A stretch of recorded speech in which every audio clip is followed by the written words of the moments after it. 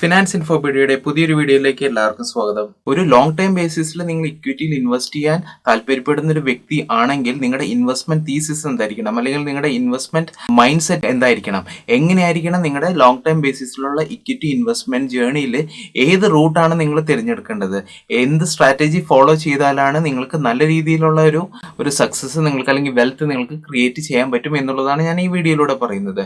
ഇത് വളരെ ഡീപ്പായിട്ടുള്ള ഒരു സബ്ജക്റ്റ് ആണ്. ഒരു കാരണവശാലും ഒരു വീഡിയോയിലൊന്നും പറഞ്ഞു തീർക്കാൻ പറ്റുന്ന ഒരു സബ്ജക്റ്റ് അല്ല. എങ്കിലും ഒരു ക്യാപ്സുൽ ഫോമിൽ ഞാൻ ഈ ഒരു വീഡിയോ വഴി നിങ്ങൾക്ക് ഡീറ്റെയിൽഡ് ആയിട്ടുള്ള ഒരു കാര്യം ഒരു ക്യാപ്സുൽ ഫോമിൽ ഞാൻ നിങ്ങളായിട്ട് കമ്മ്യൂണിക്കേറ്റ് ചെയ്യാൻ ഈ വീഡിയോ വഴി ശ്രമിക്കാം.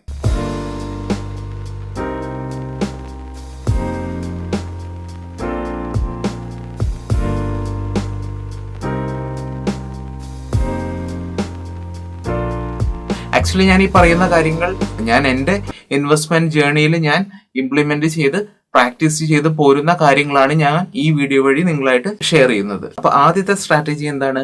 Make your own thesis. നിങ്ങൾ നിങ്ങളുടെ ഓൺ തീസിസ് സെറ്റ് ചെയ്യുക, മനസ്സിലാക്കുക, അല്ലെങ്കിൽ പ്ലാൻ ഔട്ട് ചെയ്യുക. തീസിസ് എന്ന് പറയുമ്പോൾ നിങ്ങൾ നിങ്ങളുടെ ഇൻവെസ്റ്റ്മെന്റ് പ്രോസസ്സ് വളരെ സിമ്പിൾ ആൻഡ് ക്ലീൻ ആയിരിക്കണം. എങ്ങനെയാണ് സിമ്പിൾ ആൻഡ് ക്ലീൻ ആക്കുക? നിങ്ങളുടെ പോർട്ട്ഫോളിയോ എന്ന് പറഞ്ഞു കഴിഞ്ഞാൽ നിങ്ങൾ മേടിച്ചിരിക്കുന്ന ഷെയർസ്, നമ്പർ ഓഫ് ഷെയർസിന്റെ ഗ്രൂപ്പിനെയാണ് നമ്മൾ പോർട്ട്ഫോളിയോ എന്ന് പറയുന്നത്. നിങ്ങളുടെ ഇക്വിറ്റി പോർട്ട്ഫോളിയോ എന്ന് പറഞ്ഞു കഴിഞ്ഞാൽ നിങ്ങൾ മേടിച്ചിരിക്കുന്ന പല കമ്പനീസിന്റെ ഗ്രൂപ്പിനെ, ഫോർ എക്സാമ്പിൾ ഇപ്പോൾ Infosys, HDFC life, ICICI Prudential, MRF, ഇങ്ങനെ ഒരു 4 കമ്പനീസാണ് നിങ്ങൾ മേടിച്ചിരിക്കുന്ന ഇക്വിറ്റിയിൽ എന്നുണ്ടെങ്കിൽ നിങ്ങളുടെ ഇക്വിറ്റി പോർട്ട്ഫോളിയോ എന്ന് പറഞ്ഞു കഴിഞ്ഞാൽ ഈ 4 കമ്പനീസാണ്. അപ്പൊ നിങ്ങളുടെ ഇക്വിറ്റി പോർട്ട്ഫോളിയോ എത്ര കുറവാണോ അത്ര നല്ലതാണ്. ഞാൻ പറയുകയാണെങ്കിൽ ഒരു മാക്സിമം 20 കമ്പനിയിൽ കൂടുതൽ ഒരു കാരണവശാലും നിങ്ങളുടെ പോർട്ട്ഫോളിയോയിൽ ഉണ്ടാകാൻ പാടില്ല. എന്തുകൊണ്ടാന്ന് വെച്ച് കഴിഞ്ഞാൽ ഒത്തിരി കമ്പനീസ് ആണെങ്കിൽ നിങ്ങൾക്ക് അത്ര കമ്പനീസ് ഫോളോ ചെയ്യുക എന്ന് പറഞ്ഞു കഴിഞ്ഞാൽ വളരെ ബുദ്ധിമുട്ടുള്ള കാര്യമായിരിക്കും. അതുകൊണ്ട് തന്നെ വളരെ കുറച്ച് കമ്പനീസ് മാത്രം ആയിരിക്കുക. പക്ഷെ നിങ്ങൾ 1-2 കമ്പനീസിൽ മാത്രം നിങ്ങളുടെ കംപ്ലീറ്റ് സേവിങ്സ് ഇൻവെസ്റ്റ് ചെയ്യാൻ പാടില്ല. എന്തുകൊണ്ടാന്ന് വെച്ച് കഴിഞ്ഞാൽ നിങ്ങൾ എടുക്കുന്ന റിസ്ക് വളരെ ഹൈ ആയിരിക്കും. നിങ്ങൾ എടുക്കുന്ന 1-2 കമ്പനീസ് സക്സസ്ഫുൾ ആവുകയാണെങ്കിൽ നിങ്ങൾക്ക് ഡെഫിനറ്റ്ലി നിങ്ങൾക്ക് നല്ല പ്രോഫിറ്റ് കിട്ടും. പക്ഷെ എന്തെങ്കിലും കാരണവശാൽ നിങ്ങൾ സെലക്ട് ചെയ്ത 2 കമ്പനീസ്, നിങ്ങളുടെ പോർട്ട്ഫോളിയോയിൽ 2 കമ്പനീസ് ഉള്ളോ എങ്കിൽ അതിനകത്ത് ഈവൻ ഒരു കമ്പനി ഫെയിൽ ആയാൽ പോലും, നിങ്ങളുടെ ഇൻവെസ്റ്റ്മെന്റ് തീസിസ് റോങ് ആയാൽ പോലും നിങ്ങൾക്ക് 50% നഷ്ടം വരാൻ സാധ്യതയുണ്ട്. അതുകൊണ്ട് തന്നെ എപ്പോഴും നിങ്ങളുടെ ഒരു പോർട്ട്ഫോളിയോ എന്ന് പറയുന്നത്, ഞാൻ മനസ്സിലാക്കിയെടുത്തോളം എനിക്ക് ശരിയെന്ന് തോന്നുന്ന ഒരു പോർട്ട്ഫോളിയോ എന്ന് പറയുന്നത് ഓൺ ആൻ ആവറേജ് 10 തൊട്ട് 20 വരെ ഷെയർസ് റേഞ്ചിലുള്ള ഒരു പോർട്ട്ഫോളിയോ ആണ് നല്ല പോർട്ട്ഫോളിയോ നമ്പർ എന്ന് പറയുന്നത്, ഷെയർസ് നമ്പർ എന്ന് പറയുന്നത്. ഓൺ ആൻ ആവറേജ് 15 എന്ന് പറയാം. അപ്പൊ നമ്മുടെ പോർട്ട്ഫോളിയോയിൽ 15 ഷെയർസ് ആണ് ഉള്ളതെങ്കിൽ ആ 15 ഷെയർസിൽ നമ്മൾ ഹൈലി കോൺഫിഡന്റ് ആയിരിക്കണം. എന്താണ്? നമ്മൾ മേടിച്ചിരിക്കുന്ന നമ്മുടെ പോർട്ട്ഫോളിയോയിലുള്ള 15 ഷെയർസും 15 കമ്പനീസും, അത് ഏത് തന്നെ ആയിക്കോട്ടെ, എൻ്റെ 15 കമ്പനീസ് ആയിരിക്കണം, എൻ്റെ പോർട്ട്ഫോളിയോയിലെ 15 കമ്പനീസ് ആയിരിക്കണം എന്നില്ല, നിങ്ങളുടെ പോർട്ട്ഫോളിയോയിലെ 15 കമ്പനീസ്. നമ്മുടെ രണ്ടുപേരുടെ പോർട്ട്ഫോളിയോയിലുള്ള ഒരു 15 കമ്പനീസ് ആവണം എന്നില്ല, ഒരു തേർഡ് പേഴ്സന്റെ പോർട്ട്ഫോളിയോയിലുള്ള 15 കമ്പനീസ്.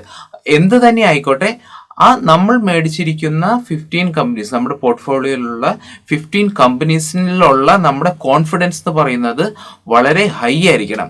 ഞാൻ കോൺഫിഡൻസ് ഹൈ എന്ന് പറയുമ്പോൾ അതുകൊണ്ട് ഞാൻ എന്താണ് ഉദ്ദേശിക്കുന്നത്? നിങ്ങളൊരു ഷെയർ മേടിക്കുമ്പോൾ, നിങ്ങളൊരു കമ്പനിയുടെ ഷെയർ മേടിക്കുമ്പോൾ അത് നിങ്ങളുടെ ഓൺ റിസർച്ചിനെ ബേസ് ചെയ്തായിരിക്കണം. ഒരിക്കലും നിങ്ങളുടെ ഒരു സുഹൃത്തോ നിങ്ങളുടെ കൂടെ വർക്ക് ചെയ്യുന്നൊരു വ്യക്തിയോ അല്ലെങ്കിൽ TV-യിൽ ആരെങ്കിലും പറഞ്ഞത് കേട്ടോ, അതല്ലെങ്കിൽ ഈവൻ യൂട്യൂബ് ചാനൽസിൽ ആരെങ്കിലും പറഞ്ഞത് കേട്ടോ, നിങ്ങളുടെ ഫാമിലി മെമ്പേഴ്സ്, നിങ്ങളുടെ പാരൻസ്, നിങ്ങളുടെ കുട്ടികൾ, ഇവരാരും പറയുന്നത് കേട്ട് നിങ്ങൾ ഒരിക്കലും ഷെയർസ് മേടിക്കാൻ പാടില്ല. നിങ്ങൾ ഒരു കമ്പനിയുടെ ഷെയർ മേടിക്കുകയാണെങ്കിൽ അത് നിങ്ങളുടെ സ്വന്തം റിസർച്ചിനെ ബേസ് ചെയ്തിട്ടുള്ള ഒരു അണ്ടർസ്റ്റാൻഡിങ്ങിൻ്റെ പുറത്ത് മാത്രമേ ഷെയർ മേടിക്കാൻ പാടുള്ളൂ. ഇതിൻ്റെ കാരണം എന്താണ്? മറ്റുള്ളവർ പറയുന്നത് കേട്ട് നിങ്ങൾ ഷെയർ മേടിച്ച് കഴിഞ്ഞാൽ, ഒരു കമ്പനിയുടെ ഷെയർസ് മേടിച്ച് കഴിഞ്ഞാൽ ആ കമ്പനി മുകളിലേക്ക് ഷെയർ പ്രൈസ് പോകുമ്പോൾ നിങ്ങൾക്ക് സന്തോഷമായിരിക്കും, നിങ്ങൾ ഹാപ്പി ആയിരിക്കും. കാരണം മറ്റുള്ളവർ പറയുന്നത് കേട്ട് നിങ്ങൾ മേടിച്ചു, ആ കമ്പനിയുടെ ഷെയർ മുകളിലേക്ക് പോവാണ്, ഓൾവേസ് നിങ്ങൾ അത് ഹാപ്പി ആയിരിക്കും. പക്ഷെ ഇതിൻ്റെ ഓപ്പോസിറ്റ് സംഭവിച്ചാലോ, അതായത് മറ്റുള്ളവർ പറയുന്നതിന് കേട്ട് നിങ്ങളൊരു ഷെയർ മേടിക്കുകയും ഈ ഷെയറിൻ്റെ പ്രൈസ് നിങ്ങൾ താഴേക്ക് പോയിക്കൊണ്ടിരിക്കുന്നത് കണ്ടുകൊണ്ടിരിക്കുകയാണെങ്കിൽ നിങ്ങൾക്ക് ആ ഒരു നിങ്ങളുടെ പോർട്ട്ഫോളിയോയിൽ വരുന്ന ആ ഒരു നഷ്ടം നിങ്ങൾക്ക് കണ്ടുകൊണ്ട് നിൽക്കാൻ പറ്റില്ല. എന്തുകൊണ്ടാണ്? കാരണം ഈ ഷെയറിന്റെ പ്രൈസ് താഴേക്ക് പോകുന്നത് എന്തുകൊണ്ടാണെന്ന് നിങ്ങൾക്ക് മനസ്സിലാക്കാൻ സാധിക്കില്ല. ബിക്കോസ് നിങ്ങൾ സ്വയം റിസർച്ച് ചെയ്ത് മേടിച്ചിരിക്കുന്ന ഒരു ഷെയർ അല്ല അത്. മറ്റുള്ളവർ ആരോ പറയുന്നത് കേട്ട് മേടിച്ചിരിക്കുന്ന ഒരു ഷെയർ ആണ്. പക്ഷെ അതിലെ കുഴപ്പം എന്താണെന്ന് വെച്ച് കഴിഞ്ഞാൽ ആ ഷെയർ മേടിച്ചപ്പോൾ ഇൻവെസ്റ്റ് ചെയ്ത പൈസ നിങ്ങളുടെ ഹാർഡ് ഏൺ മണിയാണ്. നിങ്ങൾ സ്വന്തമായിട്ട് ഏൺ ചെയ്തിരിക്കുന്ന പൈസയാണ് നിങ്ങൾ മറ്റുള്ളവരുടെ അഭിപ്രായം കേട്ട് ഇൻവെസ്റ്റ് ചെയ്തിരിക്കുന്നത്. അപ്പം ഷെയർ പ്രൈസ് താഴേക്ക് പോകുമ്പോൾ നിങ്ങൾക്ക് ടെമ്പററി ആയിട്ട് നഷ്ടം വരുമ്പോൾ എന്തുകൊണ്ടാണ് ഈ ഷെയർ പ്രൈസ് താഴെ പോകുന്നത്? കമ്പനിയുടെ ഫണ്ടമെന്റൽസ് എന്തെങ്കിലും കുഴപ്പം വന്നതുകൊണ്ടാണോ ഈ ഷെയർ പ്രൈസ് താഴെ പോകുന്നത്? അതോ മാർക്കറ്റിന്റെ ഒരു കോമൺ ആയിട്ടുള്ള ഒരു മൂഡ് ചേഞ്ച് ആയി, സെന്റിമെന്റ്സ് ചേഞ്ച് ആയതുകൊണ്ടാണോ? എന്തെങ്കിലും റിസഷൻ കൊണ്ടാണോ? അല്ലെങ്കിൽ ഇപ്പോഴത്തെ പോലെ എന്തെങ്കിലും കോവിഡ് അല്ലെങ്കിൽ എന്തെങ്കിലും മാക്രോ ലെവലിൽ എക്കണോമിക്കലി എന്തെങ്കിലും ഒരു ഇഷ്യൂ വന്നതുകൊണ്ടാണോ ആ ഒരു പെർട്ടിക്കുലർ ഷെയറിന്റെ പ്രൈസ് താഴെ പോകുന്നത്? അതോ ഷെയറിന്റെ ഫണ്ടമെന്റൽസ് ആസ് സച്ച് മോശമായത് കൊണ്ടാണോ താഴേക്ക് പോകുന്നത്? നിങ്ങൾക്ക് മനസ്സിലാക്കാൻ സാധിക്കില്ല. അങ്ങനെ മനസ്സിലാക്കാൻ പറ്റാണ്ടാവുമ്പോൾ ആ ഷെയറിന്റെ പ്രൈസ് താഴേക്ക് പോകുമ്പോൾ നിങ്ങൾക്ക് ടെമ്പററി ആയിട്ട് നഷ്ടം വരുന്നു എന്ന് കണ്ടു കഴിയുമ്പോൾ നിങ്ങൾ സ്വാഭാവികമായിട്ടും പാനിക് ആവും. എന്തുകൊണ്ടാണ്? ബിക്കോസ് നിങ്ങൾക്ക് അറിഞ്ഞുകൂടാ ആ ഷെയർ, ആ കമ്പനി എങ്ങനെയാണ് ഫംഗ്ഷൻ ചെയ്യുന്നത്, ആ കമ്പനിയുടെ ഫണ്ടമെന്റൽസ് എന്തുകൊണ്ടാണ്? ബിക്കോസ് നിങ്ങൾ മറ്റുള്ളവർ പറയുന്നത് കേട്ടിട്ടാണ് ആ ഒരു കമ്പനിയുടെ ഷെയർ മേടിച്ചിരിക്കുന്നത്.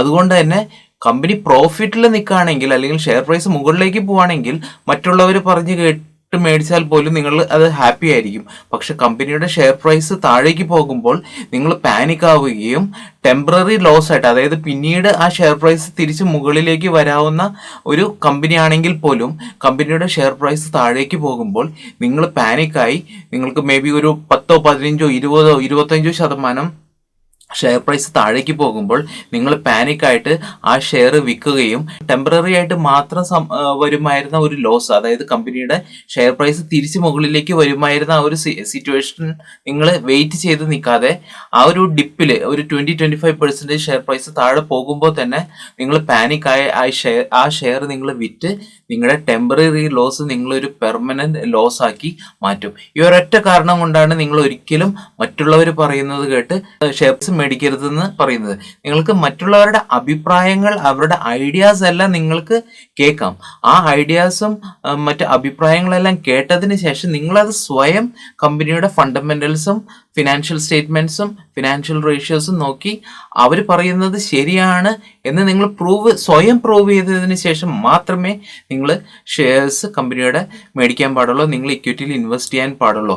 അല്ലാന്നുണ്ടെങ്കിൽ ഒരു കാരണവശാലും നിങ്ങൾ ഷെയർസ് ഡയറക്റ്റ് ആയിട്ട് മേടിക്കാൻ പാടില്ല. അതല്ല, നിങ്ങൾക്ക് കമ്പനി എങ്ങനെയാണ് സ്റ്റഡി ചെയ്യേണ്ടതെന്ന് അറിയില്ല, ഇക്വിറ്റി ഇൻവെസ്റ്റ്മെന്റ് എന്താണെന്ന് നിങ്ങൾക്ക് മനസ്സിലാവുന്നില്ലെങ്കിൽ നിങ്ങൾ ദയവ് ചെയ്ത് മ്യൂച്വൽ ഫണ്ടിലൂടെ മാത്രമേ ഇക്വിറ്റിയിൽ ഇൻവെസ്റ്റ് ചെയ്യാൻ പാടുകയുള്ളൂ. നിങ്ങൾ റിസർച്ച് ചെയ്ത കമ്പനിയിൽ കോൺഫിഡൻസ് ഒരു ലെവലിൽ എത്തിക്കഴിഞ്ഞ് കഴിയുമ്പോൾ ഈവൻ കമ്പനിയുടെ ഷെയർ പ്രൈസ് ഈവൻ 20, 25, 30, 40% താഴേക്ക് പോയാലും അല്ലെങ്കിൽ 50% താഴേക്ക് പോയാലും നിങ്ങൾ ആ കമ്പനിയിൽ വീണ്ടും ചീപ്പായിട്ട്, അതായത് 100 രൂപ ഒരു ഷെയറിന് പ്രൈസ് ഉള്ള ഒരു കമ്പനിയിൽ നിങ്ങൾ ഇൻവെസ്റ്റ് ചെയ്തു. നിങ്ങൾ മേ ബി ഒരു 1 lakh, 2 lakhs അല്ലെങ്കിൽ 5 lakhs അല്ലെങ്കിൽ 10 lakhs എത്ര ആയിക്കോട്ടെ, ആ ഒരു എമൗണ്ട് നിങ്ങൾ ഇൻവെസ്റ്റ് ചെയ്യുമ്പോൾ ഒരു ഷെയറിന് 100 രൂപ, അതിനുശേഷം ആ ഷെയറിന്റെ പ്രൈസ് 50% താഴേക്ക് പോയി ഒരു ഷെയറിന്റെ പ്രൈസ് 50 rupees ആയാൽ പോലും നിങ്ങൾക്ക് വീണ്ടും ആ ഷെയർസ് മേടിക്കാനുള്ള ഒരു കോൺഫിഡൻസ് ഉണ്ടാവണം. അതായത് നിങ്ങൾക്ക് ആ കമ്പനിയുടെ ഫണ്ടമെന്റൽസ് വളരെ സ്ട്രോങ് ആയിട്ട് അറിയാം. നിങ്ങൾക്ക് മനസ്സിലായി കമ്പനിയുടെ ഫണ്ടമെന്റൽസിൽ യാതൊരു കുഴപ്പമില്ല, മാനേജ്മെന്റിൽ യാതൊരു കുഴപ്പമില്ല, കമ്പനിയുടെ ഫ്യൂച്ചർ ഗ്രോത്തിലും യാതൊരു കുഴപ്പമില്ല. നിങ്ങൾ ആദ്യം മേടിച്ചപ്പോൾ എന്തായിരുന്നു എക്സ്പെക്ട് ചെയ്തിരുന്നത്, എന്തായിരുന്നു ആന്റിസിപ്പേറ്റ് ചെയ്തിരുന്നത്, അത് തന്നെയാണ് ഇപ്പോഴും ആ കമ്പനിയുടെ അവസ്ഥ. പക്ഷേ മാർക്കറ്റിന്റെ ഒരു സെന്റിമെന്റ്സ് കൊണ്ടോ അല്ലെങ്കിൽ മറ്റ് എന്തെങ്കിലും എക്കണോമിക്കൽ ഇഷ്യൂസ് ഉള്ളത് കൊണ്ടോ, യുദ്ധമോ അല്ലെങ്കിൽ ഈ നേരത്തെ പറഞ്ഞ പോലെ കോവിഡോ മറ്റെന്തെങ്കിലും പ്രോബ്ലംസ് ഉള്ളത് കൊണ്ട് ടെമ്പററി ആയിട്ട് എൻ്റയർ എക്കണോമിയിൽ വരുന്ന ഒരു പ്രോബ്ലം കൊണ്ടാണ് ഷെയർ പ്രൈസ് 50% താഴേക്ക് പോയിരിക്കുന്നത് എന്നുള്ളത് നിങ്ങൾക്ക് അറിയാമെങ്കിൽ, കമ്പനിയുടെ ഫണ്ടമെന്റൽസിൽ നിങ്ങൾക്ക് യാതൊരു സംശയവുമില്ലെങ്കിൽ നിങ്ങൾ എന്താണ് ചിന്തിക്കുക, നേരത്തെ ഞാൻ ഒരു ഷെയറിന് 100 രൂപയ്ക്ക് മേടിച്ച ഒരു ഷെയർ എനിക്കിപ്പോൾ 50% ചീപ്പായിട്ട് അല്ലെങ്കിൽ ഡിസ്കൗണ്ട് ആയിട്ടാണ് കിട്ടിയിരിക്കുന്നത്, ഇപ്പം മാർക്കറ്റിൽ ട്രേഡ് ചെയ്തുകൊണ്ടിരിക്കുന്നത്. അതുകൊണ്ട് ഞാൻ ആ ഷെയർസ് വീണ്ടും കൂടുതൽ മേടിക്കണം, ബിക്കോസ് എനിക്ക് ആ കമ്പനിയിലെ കോൺഫിഡൻസിൽ യാതൊരു കുറവും വന്നിട്ടില്ല. ഇതായിരിക്കണം ഒരു കോൺഫിഡൻ്റ് ആയിട്ടുള്ള വളരെ നമ്മുടെ നിങ്ങളുടെ പോർട്ട്ഫോളിയോയിൽ സ്റ്റോക്സിനെ കുറിച്ചെല്ലാം നിങ്ങൾക്ക് വളരെ അധികം കോൺഫിഡൻസ് ഉണ്ടെങ്കിൽ, നിങ്ങളുടെ കമ്പനിയുടെ ഫണ്ടമെന്റൽസ് എല്ലാം വളരെ ഡീപ്പായിട്ട് സ്റ്റഡി ചെയ്യുന്ന ഒരു വ്യക്തിയാണെങ്കിൽ, ഇതായിരിക്കണം ഒരു ഷെയറിൻ്റെ പ്രൈസ് താഴെ പോകുമ്പോൾ, നിങ്ങളുടെ പോർട്ട്ഫോളിയോയിലെ ഷെയറിൻ്റെ പ്രൈസ് താഴെ പോകുമ്പോൾ നിങ്ങൾ എടുക്കുന്ന ഒരു അപ്രോച്ച്. ഇത് നിങ്ങൾക്ക് ചെയ്യണമെങ്കിൽ നിങ്ങൾ സ്വയമായിട്ട് റിസർച്ച് ചെയ്താൽ മാത്രമേ സാധിക്കുകയുള്ളൂ. ഇതിനെ ബേസ് ചെയ്തിട്ട് വാറൻ ബഫറ്റ് യൂസ് ചെയ്തിരിക്കുന്ന ഒരു ടേമാണ് സർക്കിൾ ഓഫ് കോമ്പിറ്റൻസ് എന്ന് പറയുന്നത്. അതായത് സർക്കിൾ ഓഫ് കോമ്പിറ്റൻസ്, നിങ്ങളുടെ കോമ്പിറ്റൻസിൻ്റെ ഉള്ളിൽ നിന്നുകൊണ്ട് തന്നെ മാത്രമേ നിങ്ങൾ ഷെയർസ് മേടിക്കാൻ പാടുള്ളൂ. നിങ്ങൾക്ക് മനസ്സിലാകുന്ന ബിസിനസ്, നിങ്ങൾക്ക് എക്സ്പെർട്ടൈസ് ഉള്ള ബിസിനസ്, നിങ്ങൾ നോളജബിൾ ആയിട്ടുള്ള ഒരു ഇൻഡസ്ട്രി, അതിൽ നിന്നും വരുന്ന ഷെയർസുകൾ മാത്രമേ നിങ്ങൾ ഇൻവെസ്റ്റ് ചെയ്യാൻ പാടുള്ളൂ. ഉദാഹരണം പറഞ്ഞു കഴിഞ്ഞാൽ, നിങ്ങൾ ബാങ്കിൽ വർക്ക് ചെയ്യുന്ന ഒരു വ്യക്തിയാണെങ്കിൽ മേ ബി നിങ്ങൾക്കൊരു ബാങ്കിങ് സെക്ടർ നിങ്ങൾക്ക് നന്നായിട്ട് മനസ്സിലാവും. ഒരു ബാങ്കിങ് കമ്പനിയുടെ ഒരു ഫിനാൻഷ്യൽ സ്റ്റേറ്റ്മെന്റ്സ് നിങ്ങൾക്ക് നല്ല രീതിയിൽ മനസ്സിലാക്കാൻ സാധിക്കും. അല്ലെങ്കിൽ ഏതെങ്കിലും ഒരു പർട്ടിക്കുലർ ബാങ്കിൽ വർക്ക് ചെയ്യണമെങ്കിൽ നിങ്ങൾക്ക് ആ കമ്പനിയെ കുറിച്ച് ഡീപ്പായിട്ടുള്ള നോളേജ് ഉണ്ടാവും. അപ്പം ആ ഒരു കമ്പനിയുടെ അല്ലെങ്കിൽ ആ ഒരു ഇൻഡസ്ട്രീനെ ബേസ് ചെയ്തിട്ടുള്ള നിങ്ങളുടെ സർക്കിൾ ഓഫ് കോമ്പിറ്റൻസ്, നിങ്ങളുടെ നോളേജ് എന്ന് പറയുന്നത് വളരെ ഡീപ്പാണ്, വളരെ സ്ട്രോങ് ആണ്. അപ്പോൾ നിങ്ങൾക്ക് ആ ഒരു ബാങ്കിങ് കമ്പനീസിൽ നിങ്ങൾക്ക് ഷെയർസിൽ പർച്ചേസ് ചെയ്യാം. അതേസമയത്ത് നിങ്ങൾ ബാങ്കിങ്ങിൽ എക്സ്പെർട്ട് ആണെന്ന് വിചാരിച്ച് നിങ്ങൾ ഒരു പക്ഷേ ഫാർമസ്യൂട്ടിക്കൽ കമ്പനി നിങ്ങൾക്ക് എങ്ങനെയാണ് ഒരു ഫാർമസ്യൂട്ടിക്കൽ കമ്പനി വർക്ക് ചെയ്യുക, അല്ലെങ്കിൽ ആ ഒരു ഇൻഡസ്ട്രി എങ്ങനെയാണ് ഫംഗ്ഷൻ ചെയ്യുക എന്നുള്ളത് നിങ്ങൾക്ക് നോളേജ് ഉണ്ടാവില്ല. അപ്പം അത് out of circle of competence ആണ്. നിങ്ങളുടെ സർക്കിൾ ഓഫ് കോമ്പിറ്റൻസ്, നിങ്ങൾക്ക് അറിയാവുന്ന, നിങ്ങളുടെ പരിധിക്കുള്ളിൽ നിൽക്കാത്ത, പരിധിക്കപ്പുറമുള്ള ഒരു ഇൻഡസ്ട്രി അല്ലെങ്കിൽ ഒരു കമ്പനിയാണ്. അപ്പം നിങ്ങൾ അങ്ങനത്തെ കമ്പനീസിൽ ഇൻവെസ്റ്റ് ചെയ്യാതെ നിങ്ങൾക്ക് മനസ്സിലാകുന്ന ഇൻഡസ്ട്രീസിലും കമ്പനീസിലും മാത്രം നിങ്ങൾ കമ്പനി അനലൈസ് ചെയ്തതിന് ശേഷം മാത്രം നിങ്ങൾ ഇൻവെസ്റ്റ് ചെയ്യാൻ ശ്രമിക്കുക. ഇനി കമ്പനി നല്ല രീതിയിൽ റിസർച്ച് ചെയ്ത് അനലൈസ് ചെയ്ത്, അല്ലെങ്കിൽ ആ ഇൻഡസ്ട്രി നല്ല രീതിയിൽ റിസർച്ച് ചെയ്ത് ഇൻവെസ്റ്റ് ചെയ്യുമ്പോൾ മറ്റൊരു ഗുണം എന്താണെന്ന് വെച്ച് കഴിഞ്ഞാൽ, നിങ്ങളുടെ initial investment, reason for investment, ഒരു ഇൻഡസ്ട്രിയിലെ ഒരു കമ്പനിയിൽ ഇൻവെസ്റ്റ് ചെയ്യാനുള്ള റീസൺ എന്തായിരുന്നോ ആ റീസൺ എപ്പോഴെങ്കിലും ഒരു മാറ്റം വരികയാണെങ്കിൽ, നിങ്ങളുടെ എന്ത് കാരണം കൊണ്ടാണ് നിങ്ങളൊരു കമ്പനിയിൽ ഇൻവെസ്റ്റ് ചെയ്തത്, അതിന് എപ്പോഴെങ്കിലും ഒരു മാറ്റം വരികയാണെങ്കിൽ നിങ്ങൾക്കത് പെട്ടെന്ന് ഐഡന്റിഫൈ ചെയ്യാൻ പറ്റും. ഒരു ഉദാഹരണത്തിന്, നിങ്ങൾ ഒരു പർട്ടിക്കുലർ വ്യക്തി, ഒരു മാനേജ്മെന്റിന്റെ ഡിസിഷൻ മേക്കിംഗ് സ്കില്ല്, അല്ലെങ്കിൽ അവരെടുക്കുന്ന ഡിസിഷൻസ്, ആ കമ്പനിയിലെ ഗ്രോത്തിന് വേണ്ടിയിട്ട് അവരെടുക്കുന്ന ഡിസിഷൻസ് എന്തൊക്കെയാണോ അതെല്ലാം ഇഷ്ടപ്പെട്ടത് കൊണ്ടാണ് നിങ്ങൾ ആ ഒരു കമ്പനിയിൽ ഇൻവെസ്റ്റ് ചെയ്തതെന്നുണ്ടെങ്കിൽ, ഒരു ലോങ് ടൈം ബേസിസിൽ ഒരു 10-15 വർഷം കഴിയുമ്പോൾ എന്തെങ്കിലും കാരണവശാൽ ആ മാനേജ്മെന്റ് മാറുകയോ, അല്ലെങ്കിൽ ആ മാനേജ്മെന്റിൽ പുതിയതായിട്ടൊരു മെമ്പർ ആഡ് ആവുകയോ, ആ വ്യക്തിയുടെ ഡിസിഷൻസ് ഒന്നും നിങ്ങൾക്ക് ഇഷ്ടപ്പെടാതിരിക്കുക, അല്ലെങ്കിൽ നിങ്ങൾ എക്സ്പെക്ട് ചെയ്യാത്ത രീതിയിൽ മാനേജ്മെന്റ് പുതിയ രീതിയിലുള്ള വെഞ്ചേഴ്സിലേക്ക്, ബിസിനസ്സിലേക്ക് കിടക്കുക, നിങ്ങൾ അതിൽ ഹാപ്പി അല്ല, അതല്ലാന്നുണ്ടെങ്കിൽ നിങ്ങൾക്ക് തോന്നാണ് ഇൻഡസ്ട്രി ഓക്കെയാണ്, എല്ലാം ഓക്കെയാണ്, പക്ഷേ എന്തോ ഒരു കാരണം കൊണ്ട് കമ്പനി ഇപ്പം വളരെ മോശമായിട്ട് പെർഫോം ചെയ്യുന്നു. ഫോർ എക്സാമ്പിൾ, നിങ്ങൾക്ക് ഒരിക്കലും ഒത്തിരി ഡെപ്റ്റ് എടുക്കുന്ന, കടമെടുത്ത് കൂട്ടുന്ന ഒരു കമ്പനിയിൽ ഇൻവെസ്റ്റ് ചെയ്യാൻ താല്പര്യമില്ല. നിങ്ങളപ്പം ആദ്യം ഇനീഷ്യലി ഇൻവെസ്റ്റ് ചെയ്തിരുന്ന കമ്പനി ഒട്ടും തന്നെ കടമെടുക്കാത്ത, ഡെപ്റ്റ് വളരെ കുറവുള്ള ഒരു കമ്പനിയായിരുന്നു. പക്ഷെ കുറച്ച് കാലം കഴിഞ്ഞപ്പോൾ കമ്പനി ഒത്തിരി ഡെപ്റ്റ് എടുക്കാൻ തുടങ്ങി, കമ്പനിയുടെ സെയിൽസ് എന്തോ കാരണം കൊണ്ട് കുറയാൻ തുടങ്ങി. അതല്ലാന്നുണ്ടെങ്കിൽ നിങ്ങളുടെ കമ്പനി മാനേജ്മെന്റ് ജെനുവിൻ അല്ല, ഫ്രാങ്ക് അല്ല എന്ന് നിങ്ങൾക്ക് തോന്നാൻ തുടങ്ങി. അതായത് കമ്പനിയുടെ ഡിസിഷൻ മേക്കിംഗ് വളരെ മോശമാകുന്നു, കമ്പനി പറയുന്നതൊന്നും നിങ്ങൾക്ക് വിശ്വസിക്കാൻ പറ്റുന്നില്ല, അല്ലെങ്കിൽ കമ്പനി പറഞ്ഞ കാര്യങ്ങളൊന്നും കമ്പനിക്ക് പ്രൂവ് ചെയ്യാൻ പറ്റുന്നില്ല.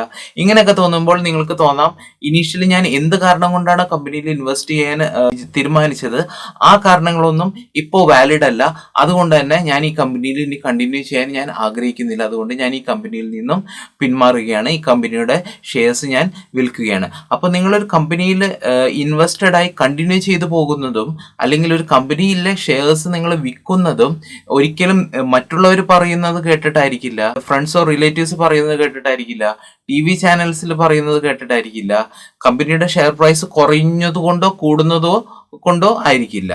പിന്നെ എന്തുകൊണ്ടായിരിക്കും? നിങ്ങളുടെ ഓൺ റിസർച്ചിനെ ബേസ് ചെയ്തിട്ട് നിങ്ങൾക്ക് ശരി തെറ്റ്, അല്ലെങ്കിൽ ഈ കമ്പനിയിൽ ഇൻവെസ്റ്റ് ചെയ്യണം, ഇൻവെസ്റ്റ് ചെയ്യണം, അല്ലെങ്കിൽ ഈ കമ്പനിയുടെ പെർഫോമൻസ് ഞാൻ നേരത്തെ എക്സ്പെക്ട് ചെയ്ത രീതിയിൽ ഇപ്പം ഗ്രോ ചെയ്യുന്നില്ല. ഇങ്ങനെ നിങ്ങളുടെ ഓൺ റീസൺ കൊണ്ടായിരിക്കണം നിങ്ങളൊരു കമ്പനിയിൽ ഷെയർസ് മേടിക്കുന്നതും വിൽക്കുകയും ചെയ്യേണ്ടത്. അപ്പം ഈ വീഡിയോ ഞാൻ ഇവിടം കൊണ്ട് ഞാൻ നിർത്തുകയാണ്. ഞാൻ നേരത്തെ പറഞ്ഞ കാര്യങ്ങളെല്ലാം ഒരു വട്ടം കൂടി ഞാൻ റിപ്പീറ്റ് ചെയ്യുകയാണ്. ഇത് ആക്ച്വലി കൈൻഡ് ഓഫ് വാർണിംഗ് ആണെന്ന് കൂടി നിങ്ങൾ കൂട്ടിക്കോ. കാരണം ഷെയർ മാർക്കറ്റിൽ ഇൻവെസ്റ്റ് ചെയ്യുക എന്ന് പറയുന്നത് ഒരു കൈൻഡ് ഓഫ് സ്റ്റൈലിഷ് ആയിട്ടുള്ള ഒരു കാര്യമായിട്ട് ആൾക്കാർ ചിലർ വിചാരിക്കും. അതുകൊണ്ട് തന്നെ ഷെയർ മാർക്കറ്റിൽ ഇൻവെസ്റ്റ് ചെയ്യുന്നു, ഞാനും മറ്റുള്ളവരുടെ പോലെ ഷെയർ മാർക്കറ്റിൽ ഇൻവെസ്റ്റ് ചെയ്യുന്നു എന്ന് കാണിക്കാൻ വേണ്ടി, അല്ലെങ്കിൽ ഈസി മണി മേക്കിംഗ് ഒരു സിസ്റ്റമാണ് ഷെയർ മാർക്കറ്റ് എന്ന് വിചാരിച്ച് മറ്റുള്ളവർ പറയുന്നത് കേട്ട് നിങ്ങൾ നിങ്ങളുടെ പൈസ ഇടുകയാണെങ്കിൽ കമ്പനി എന്തെങ്കിലും കാരണവശാൽ അത് പെർഫോം ചെയ്യാതിരുന്നു കഴിഞ്ഞാൽ നിങ്ങൾക്ക് ആ ഒരു ടെമ്പററി ലോസ് ഒരു കാരണവശാലും നിങ്ങൾക്ക് സഹിച്ച് നിൽക്കാൻ പറ്റില്ല. നിങ്ങൾ ആ ഒരു ടെമ്പററി ലോസ് നിങ്ങൾ ആ ഷെയർ പ്രൈസ് വിറ്റ് പെർമനന്റ് ലോസ് ആക്കാനുള്ള സാധ്യതകൾ കൂടുതലാണ്. ഒരു കാര്യം മനസ്സിലാക്കുക, ഒരിക്കലും ഫിക്സഡ് ഡെപ്പോസിറ്റ് പോലെ നിങ്ങളൊരു ബാങ്കിൽ FD ഇട്ട് കഴിഞ്ഞ് കഴിഞ്ഞാൽ ആ ബാങ്കിൽ നിന്ന് നിങ്ങൾക്ക് 6%, 6.5 എത്രയാണ് നിങ്ങൾക്ക് ഇൻട്രസ്റ്റ് കിട്ടുന്നത്, ആ ഇൻട്രസ്റ്റ് എന്ന് പറയുന്നത് ഫിക്സ്ഡ് ആണ്. അത് കോമ്പൗണ്ട് ചെയ്യുന്നത് ഓരോ വർഷം കഴിയുമ്പോഴും ഒരു സ്ട്രെയിറ്റ് ലൈനായിട്ടായിരിക്കും കോമ്പൗണ്ട് ചെയ്തുകൊണ്ടിരിക്കുക. കാരണം എന്തുകൊണ്ടാണ്? എല്ലാ വർഷവും നിങ്ങൾക്ക് 6% അല്ലെങ്കിൽ 6.5% കിട്ടിക്കൊണ്ടിരിക്കും. പക്ഷെ ഷെയർ പ്രൈസ് അല്ലെങ്കിൽ ഒരു ഷെയർ മാർക്കറ്റിൽ അങ്ങനെയല്ല. നല്ലൊരു കമ്പനി ആണെങ്കിൽ പോലും ആ കമ്പനിയുടെ ഷെയർ പ്രൈസ് എന്ന് പറയുന്നത് മുകളിലേക്ക് പൊന്തുകയും താഴേക്ക് വരികയും മുകളിലേക്ക് പൊന്തുകയും താഴേക്ക് വരികയും ഈ ഒരു മൂവ്മെന്റ് ആയിരിക്കും. ഈ ഒരു മൂവ്മെന്റിൽ തന്നെ ചില സമയത്ത് വളരെ ഹൈ ആയിട്ട് മുകളിലേക്ക് പോവുകയും ചില സമയത്ത് വളരെ ഡീപ്പായിട്ട് താഴേക്ക് പോവുകയും ചെയ്യാം. പലപ്പോഴും കമ്പനിയുടെ മൂവ്മെന്റ് എന്ന് പറയുന്നത് കമ്പനിയുടെ പെർഫോമൻസിനെ ബേസ് ചെയ്തിട്ടായിരിക്കും. അതുപോലെ തന്നെ കമ്പനി ഇൻവോൾവ് ആയിട്ടുള്ള ഇൻഡസ്ട്രീനെ ബേസ് ചെയ്തിട്ടായിരിക്കും. അതുപോലെ തന്നെ ഏത് കൺട്രിയിലാണോ ആ കമ്പനി കൂടുതൽ ബിസിനസ് ചെയ്യുന്നത് ആ കൺട്രിയുടെ പെർഫോമൻസിനെ ബേസ് ചെയ്തായിരിക്കും. മറ്റു ടെമ്പററി ആയിട്ടുള്ള എക്കണോമിക്കലായിട്ടുള്ള എന്തെങ്കിലും സിറ്റുവേഷൻസിനെ ബേസ് ചെയ്തിട്ടായിരിക്കും. അപ്പം ഒരിക്കലും FDയുടെ ഒരു ഇൻട്രസ്റ്റ് മൂവ് ചെയ്യുന്നത് പോലെ അല്ലെങ്കിൽ FDയുടെ ഇൻട്രസ്റ്റ് റിട്ടേൺസ് നിങ്ങൾക്ക് കിട്ടുന്നത് പോലെ ഷെയർ പ്രൈസിന്റെ റിട്ടേൺസ് നിങ്ങൾക്ക് കിട്ടത്തില്ല. ഷെയർ പ്രൈസിന്റെ മൂവ്മെന്റ് എന്ന് പറയുന്നത് എപ്പോഴും ഈ ഒരു മൂവ്മെന്റ് ആയിരിക്കും.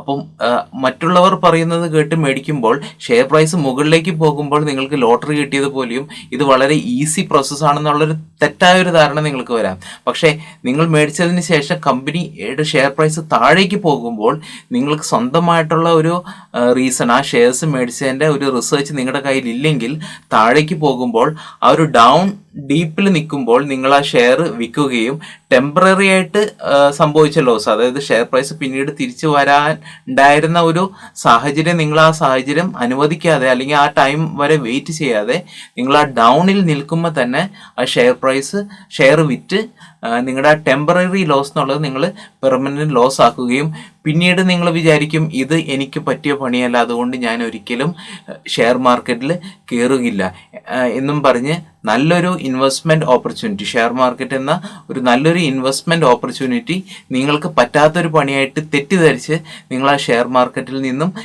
എന്നേക്കുമായിട്ട് നിങ്ങൾ അവോയ്ഡ് ചെയ്യുകയും ചെയ്യും.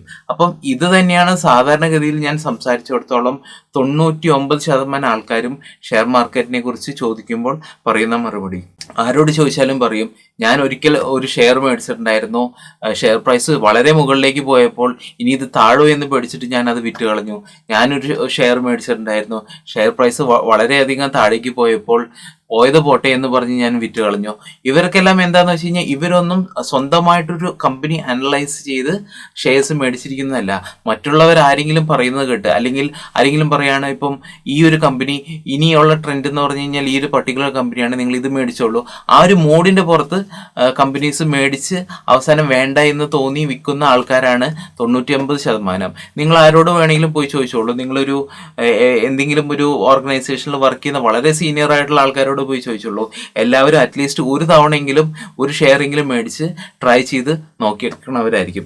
ഇതല്ല ശരിയായ ഇക്വിറ്റി ഇൻവെസ്റ്റ്മെന്റ്. ഇക്വിറ്റി ഇൻവെസ്റ്റ്മെന്റ് എന്ന് പറഞ്ഞു കഴിഞ്ഞാൽ നിങ്ങൾ സ്വയം കമ്പനീസ് റിസർച്ച് ചെയ്ത് അനലൈസ് ചെയ്ത് ഡീപ്പായിട്ട് അനലൈസ് ചെയ്ത് ആ കമ്പനി നല്ല രീതിയിൽ തന്നെയാണോ മൂവ് ചെയ്തുകൊണ്ടിരിക്കുന്നത്, അല്ലെങ്കിൽ നിങ്ങളുടെ ഇനീഷ്യൽ ഇൻവെസ്റ്റ്മെന്റ് റീസൺ എന്താണോ അതിൽ നിന്ന് കമ്പനി വഴിമാറി പോകുന്നുണ്ടോ എന്നുള്ളത് ഫോളോ അപ്പ് ചെയ്തുകൊണ്ട് മോണിറ്റർ ചെയ്തുകൊണ്ട് നിങ്ങളുടെ ഇൻവെസ്റ്റ്മെന്റ് ലോങ് ടേം ആയിട്ട് ഹോൾഡ് ചെയ്യുക എന്നുള്ളതാണ് നല്ലൊരു ഇൻവെസ്റ്ററിന്റെ സ്ട്രാറ്റജി. അല്ലെങ്കിൽ അങ്ങനത്തെ ഒരു മൈൻഡ് സെറ്റ് ആയിരിക്കണം നിങ്ങൾക്ക് ഉണ്ടായിരിക്കേണ്ടത്. അപ്പം ഈ ഒരു വീഡിയോ ഇഷ്ടപ്പെട്ടിട്ടുണ്ടെങ്കിൽ തീർച്ചയായിട്ടും ലൈക്ക് ചെയ്യുക, നിങ്ങളുടെ കമന്റ് മസ്റ്റായിട്ട് അറിയിക്കുക. അതുപോലെ തന്നെ ഷെയർ മാർക്കറ്റ് കുറിച്ച് പഠിക്കാൻ ആഗ്രഹിക്കുന്ന ആരെങ്കിലും നിങ്ങളുടെ ഗ്രൂപ്പിലുണ്ടെങ്കിൽ അവർക്ക് തീർച്ചയായിട്ടും ഈ വീഡിയോ അവരായിട്ട് ഷെയർ ചെയ്യുക. ഫിനാൻസ് ഇൻഫോപീഡിയ എന്നീ ചാനൽ തീർച്ചയായിട്ടും സബ്സ്ക്രൈബ് ചെയ്യുക. അപ്പോൾ എല്ലാവർക്കും താങ്ക്സ് എ ലോട്ട്.